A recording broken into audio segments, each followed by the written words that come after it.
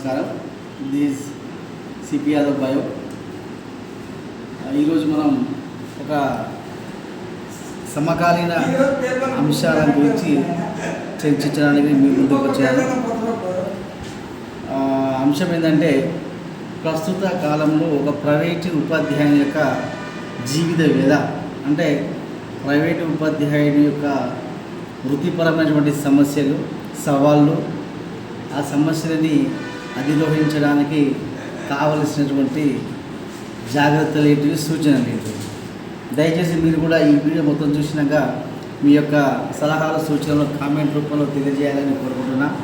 మొట్టమొదటిగా నేను చెప్పాలనుకున్నది ఏంటంటే, ప్రైవేటు జీతగాడు, ప్రైవేటు ఈ ఎంప్లాయీస్లు మొత్తం కూడా ఈ ప్రైవేట్ స్కూల్ టీచర్ అనేది చాలా ఇబ్బందులకు గురవుకుంటూ, ఎంతోమంది మానసికంగా ఇబ్బందులు ఎదుర్కొంటూ తన యొక్క వృత్తి ధర్మాన్ని కొనసాగిస్తున్నారు ప్రస్తుత సమాజంలో.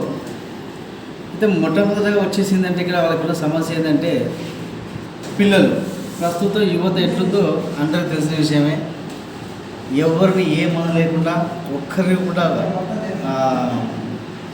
భౌతికంగా కొట్టడం కానీ, తిట్టడం కానీ, కనీసము గట్టిగా మాట్లాడే లేని పరిస్థితులు కూడా ఇప్పుడు టీచర్లు ఎదుర్కొంటున్నారు, ఎస్పెషల్లీ ప్రైవేట్ టీచర్లు. దాంతోపాటు మేనేజ్మెంట్ కూడా మార్కులు రావాలి, ర్యాంకులు రావాలి, కొట్టొద్దు, తిట్టొద్దు, చదువు రావాలంటారు. మరి వాళ్ళ ఫీజుల కోసం మళ్ళీ టీచర్ల మీద ఒత్తిడి తీసుకొస్తారు కలెక్ట్ చేయమని. ఇక పేరెంట్స్ చదువు రావాలంటారు, ఇక మేనేజ్మెంట్ చదువు రావాలంటారు.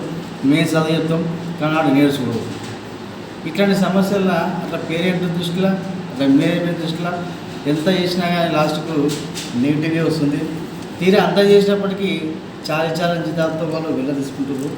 కాబట్టి ఇప్పుడున్న ప్రస్తుత విద్యార్థులు, ఈ కాలంలో ఉన్న విద్యార్థులు గమనించాల్సిన విషయం ఏంటంటే, ఉపాధ్యాయుడు మార్గనిర్దేశకుడు. మరి అట్లాంటి ఉపాధ్యాయుని మార్గదర్శకత్వంలో ఆ ఉపాధ్యాయుడు చెప్పినటువంటి విషయాలు అవలంబించుకొని పాటించినట్లయితే వాళ్ళు కూడా జీవితంలో సక్సెస్ అవకాశం ఉంటుంది. సో దీనిపైన మీ అభిప్రాయం తెలియజేయాలని కోరుకుంటూ ముగిస్తున్నాను. ధన్యవాదాలు.